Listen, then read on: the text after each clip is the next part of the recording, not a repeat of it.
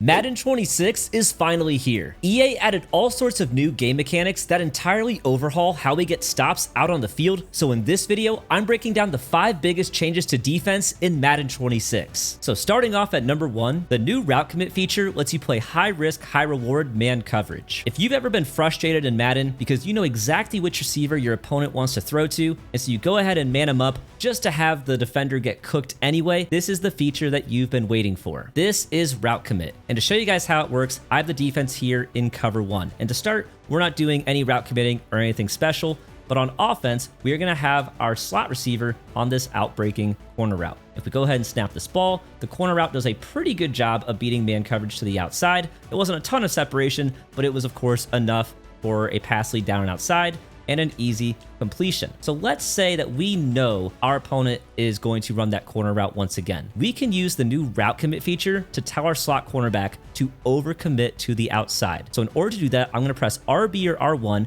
it's gonna pull up this menu. And if you look at the left panel, it says route commit. And if we point our left stick to the left, that will tell our defenders to route commit inside. And if we point our left stick to the right, it's gonna tell our defenders to route commit outside. So I'm gonna point my left stick to the right, and nothing actually changes on the on-field play art, but if we go ahead and snap this ball, you're going to see that the cornerback is now all over that corner route, and he's able to force the incompletion. And so that is how route commit works. It is going to tell your defender to overcommit in one direction. Now the catch is that if you route commit in the wrong direction, you will get cooked. And so if we go ahead and run the exact same thing, I'm going to route commit to the outside, and I said exact same thing, but this time I'm actually going to put the slot receiver on a post route. So now we have an in-breaking route, but we route committed to the outside. Because we're route committing in the wrong direction, oh, and the second time I hit, they actually shifted. Sometimes they'll shift, sometimes they won't. I don't know what the difference is, but that's okay. So now we're route committed outside, but the post is breaking inside. And so as you could probably expect, that defender is just gonna be a step behind, and we got cooked to the inside. And so that's why it's high risk, high reward. If you guess correctly, the route is bagged. If you guess incorrectly, you will get cooked. Now, a more advanced tip you guys should know is that if you just use route commit from the menu you pull up with RB or R1, that will apply to the whole defense. You can also route commit for an individual defender. In that case, you will press Y or triangle for coverage adjustments. You will press A on Xbox or X on PlayStation for individual. You will select the receiver across from the defender you want to route commit. And so in that case, for me, it'd be RB. And then you once again have the same menu. And so I'll press right on the left stick to route commit outside, but this time it just applies to that particular slot cornerback rather than my entire defense. But it's gonna work the exact same way on that player. When we snap the ball, you can see that he's gonna be all over the corner route, and he'll be there to, well, he actually didn't make a play, but you saw that the coverage was very tight and he was basically in position to make a play. It was just a little bit out of his reach. We'll go ahead and do one more route commit rep just so you guys can see that it works pretty well. It doesn't work perfectly. I would say it's a little bit inconsistent, but here's one more route commit outside. You see that he's all over it, and he once again forces the knockout. And so route commit is a really cool feature. Like I said, it is high risk and high reward. If you guess correctly, if you have great instincts, it will reward you. And so if you know what routes your opponent is running, definitely use route commit to bag their routes using man coverage. Now at number 2, the new custom zone stems feature gives you total control over exactly where your defenders play out on the field. This is a super awesome feature that EA added to the game this year, and it lets you customize your defensive shells like never before. And so in order to use a custom zone stem, we need to go to the individual adjustments for a defensive player. And so I'm going to use quick adjustments. I'm going to double tap Y or triangle, and it pulls up my defensive back icons, and I'm going to select B, the icon of my right side outside cornerback. And then if you look at the bottom of the menu, you're going to see that it says LB or L1 for custom zone. You're going to press and hold custom zone. And when you do that, you can move your left stick up or down. Now, currently, the custom zone stems are visually glitched in Madden, and so I'm going to overlay some footage of college football where if you move your left stick up or down, you can see that your zone is literally moving up and down the field as you move the left stick up or down. And so here in Madden, I moved it way up, and so if I go ahead and reset our player, you can see that now our cloud flat is playing all the way back in the back of the end zone. And if I wanted to move him up, I could just do the same thing, hold down LB or L1 and move my left stick all the way down. And now if you look at the player again, now he's actually going to be playing 5 yards behind the line of scrimmage. You can actually use zone stems to tell your players to play behind the line of scrimmage, but only 5 yards. You can't send them like 30 yards back. And this doesn't just apply to flats on the outside. You can do this with hooks as well. I can take my linebacker here in the hook curl, and I can zone stem him all the way up if I want, or I can zone stem him up just a little bit if I want to just kind of play maybe 15 yards off of where he's currently standing. You can take your middle linebacker here, and instead of putting him in an inside third, which is like okay for building a sort of like Tampa 3 shell, he'll actually get back better if you keep him on a mid-read or a 3-rec, and then zone stem that mid-read all the way back. He'll actually turn and run much faster. And so there's lots of cool things that you can do with custom zone stems. And like I said, it gives you total freedom over exactly where you want your players to play. And a common question that a lot of people have is, how do these interact with zone drops? And the answer is these override zone drops. And so wherever you see that zone visually playing on the field, that's exactly where they are going to play. And so those are custom zone stems. It definitely requires having some fast fingers, but once you're used to it, it gives you total freedom and customizability like we've never had before when we're playing zone coverage. Now at number 3, the new safety alignment adjustments give you total control over exactly where your safeties line up. Let's say you're on defense and you want to run a shaded down cover 4. This is a perfectly fine defense. It's on the conservative side, but there's really one major weak point, and that's going to be the seams underneath your 2 safeties. If your opponent was to run something like 4 verticals, then they could basically just snap this ball, throw a pass lead down to either of their receivers up the seam, and they have an easy 10 to 12 yard gain. And so if you're on defense, you'd be saying, okay, well, I would love to have my safeties play closer on the seams. Maybe you want to walk these guys down, but it kind of takes up some time to actually walk those guys down and put them in the position that you want. But this year, EA added coaching adjustments that let you do that automatically. And so if we go into the play call screen and go into our coaching adjustments, the coaching adjustments that we're going to be looking for are called safety depth and safety width. And there is safety midpoint as well, but I don't think you'll ever use safety midpoint. But safety depth has options for default, deep, prevent, tight, and close. And all of these are different depths at where your safeties can play. So you see that deep is 25 yards off the line, prevent is 32 yards off the line, tight is 5 yards off the line, and close is 8 yards off the line. And so in the example right here, we're gonna go with tight. We're gonna have them just line up 5 yards off the line. There's also width. There's default width. There's spread, which will have them spread pretty far out. Wide, we'll have them super far out, like probably way wider than you would ever really need them to be. And there's also pinch, which will bring them in tighter. And I really like using pinch sometimes, especially if I'm using close or tight. And so we're going to use pinch and tight for our safety depth. We're going to go ahead and call a cover 4 once again, and we'll once again put the defense in 4 verticals. And you can see that this time, look where our safeties are lined up. They are pinched in tight. They are 5 yards off the line of scrimmage. And now all of a sudden, those easy throws up the seam don't feel so easy after all. If your opponent tries to throw it up the seam, there's kind of a safety there to make a play on the ball. And so obviously there is some risk to this, where if you have slow safeties and your opponent has a fast receiver, then there could be some risk of getting beat over the top. But if you're in a situation where you want to take away the easy stuff underneath, and you especially want to play a cover 4 shell and take away these short seams, this is a perfect way to do that, because now your safeties are so much closer to the line of scrimmage, and they will be in perfect position to make a play on the ball. Now, moving on to number 4, new D-line stunts completely change how we can generate pressure. A lot of players were asking EA for years to add stunts into the game, and they are finally in the game. And so let's look at how we can use stunts. And there are 2 different places that you can apply a stunt to your defensive line. And the first place is right here out on the field. And so if you press left on the D-pad for your D-line adjustments,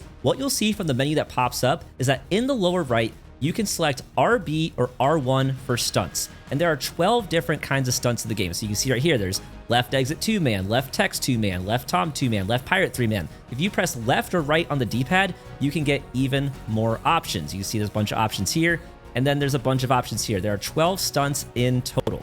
And so I can't go through all the different stunts, but I will say that what I think is the best stunt in the game is going to be the Texas 4-man. So I'm going to press RB, which would be R1 if you're on PlayStation. And now you can see that the stunt is applied to my defensive line. And so what's going to happen is that the 2 DNs are going to come inside around the defensive tackles. And if you want this to work even better, typically spreading your D-line works better. You can still shift and spread and pinch your D-line with the stunts applied, but you cannot slant your D-line. If I was to apply a slant in any direction to my D-line, then the stunt would no longer work.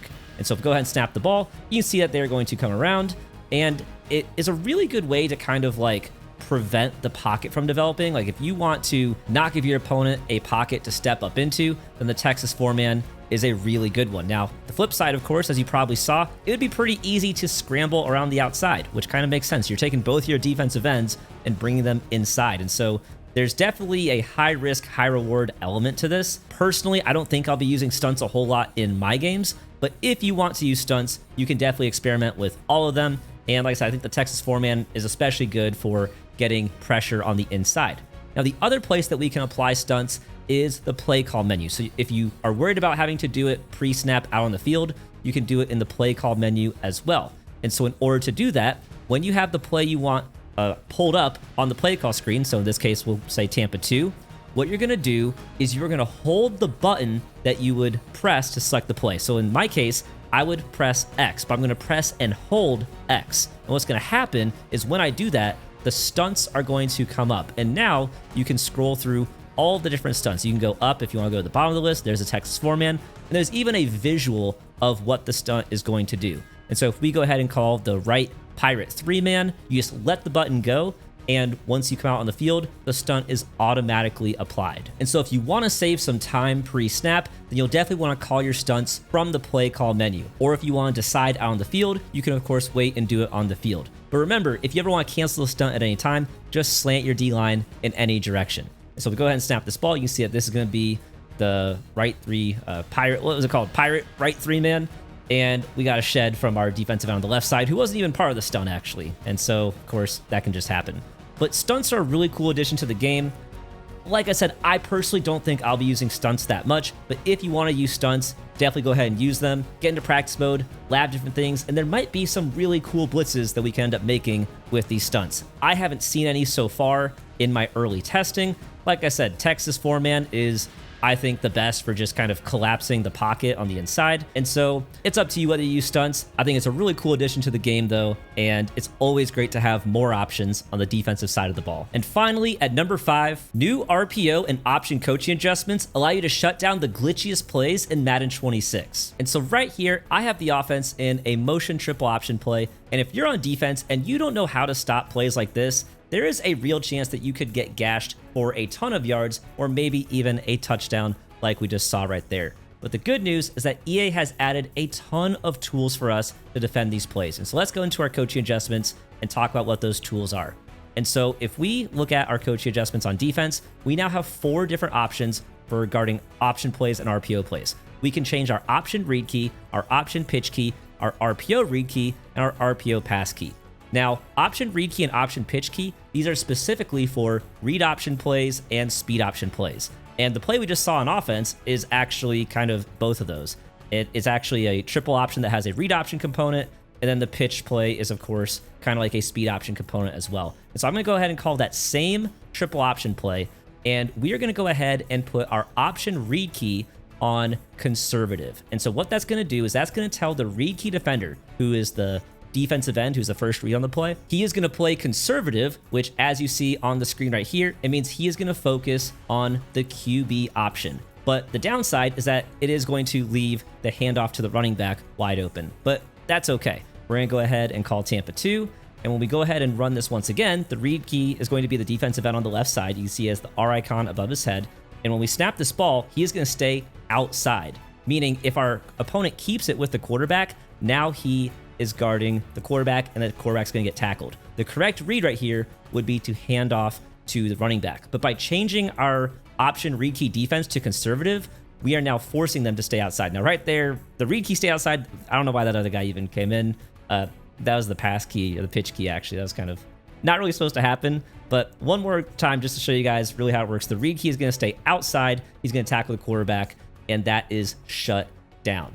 But let's talk about the pass key or the pitch key as well. It could be a pitch key or a pass key depending on what kind of play it is. If we go ahead into our coaching adjustments once again, we are going to this time change the option read key defense to aggressive. That's going to cause him to crash inside on the running back.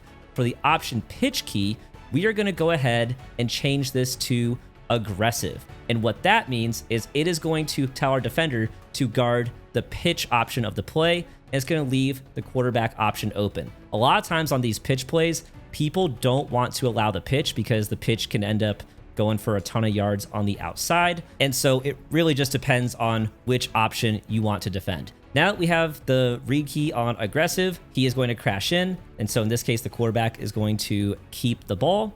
And then we can see that the pass key or the pitch key stayed outside on the pitch man, and the quarterback was forced to keep it on the second read as well. I know there's a lot going on right here. So the first read was this read key. He crashes in, so the quarterback keeps it. Then the second read is going to be on this defender right here. He is the pitch key. Because he stayed outside, the quarterback could not pitch the ball, and he had to just run it, and it ended up being a short gain. Now, let's say on defense, you wanted to force the quarterback to pitch the ball right there. In that case, you would, instead of having the pitch key on aggressive, you would have the pitch key on conservative. You can see that now it is going to focus on the quarterback run and leave the pitch open. And so I know there's a lot of moving parts, but it is definitely important that you guys understand what all these different coaching adjustments are doing. And so this time, the read key is going to crash in on the running back. Quarterback will keep it. The pitch key is going to crash in on the quarterback, and now the quarterback is forced to pitch it outside. And you can see that is the risk that you take in crashing in on the quarterback and forcing the pitch. And so ultimately, if your opponent is running their triple option properly, they will always have a correct read to make. And realistically, if you're on defense, the easiest thing is just put your read key on conservative and force them to hand the ball off. But if they are running everything correctly, then something will kind of always be open. That's kind of just the nature of these option plays, is they're going to make decisions based on the actions of the defenders. But ultimately, it's up to you on defense to decide how you want your defenders to play. And so, like I said, one more time, we'll go into the coaching adjustments, and the best thing you can do is just option read key conservative. That's going to be your safest bet. That's going to kind of shut down a lot of these plays. And for RPO, read key, and pass key, it's basically the exact same thing. RPO, read key, conservative, and aggressive, it's the exact same thing as option read key. And so, like I said, I know there's a lot of moving parts, and I apologize if I confused anybody, but the amount of customizability we have is so much better than last year, where there was just option defense. It was literally just one option for option defense, and that was kind of having to dictate everything. And so the fact that they are now giving us the ability to be so granular in exactly how we control each player, I think is a big improvement. And so one more time, this is what it looks like on option read key defense conservative. You're going to have that defensive end stay outside, force the handoff up the middle, and then it's just a couple yard gain. That's going to be the best outcome, in my opinion, for these situations. But ultimately, the fact that we have the ability to choose exactly how we want our defense to play is a huge, huge improvement in Madden 26. So those are 5 huge things that completely change defense in Madden 26. If you guys enjoyed this video, please do us a huge favor by hitting the like button and subscribing to the channel so that we know you want to see more videos just like this one. But thank you so much for watching, guys, and I'll catch you in the next video.